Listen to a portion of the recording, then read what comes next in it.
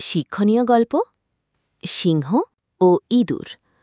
একদিন এক বড় বনের মধ্যে ঘুমাচ্ছিল এক বিশাল সিংহ।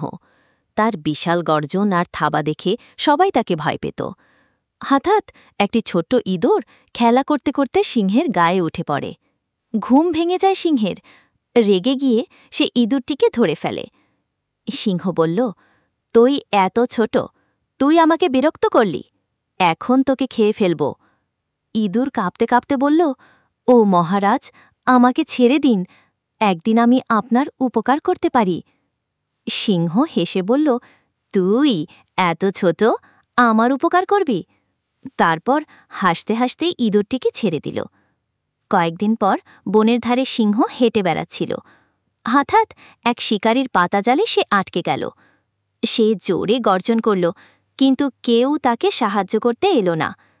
দূরে থেকে সেই ছোট্ট ইঁদুর সিংহের গর্জন শুনে ছুটে এলো। ইঁদুর তার ছোট দাঁত দিয়ে জাল কেটে ফেলল। কিছুক্ষণ পর সিংহ মুক্ত হয়ে গেল।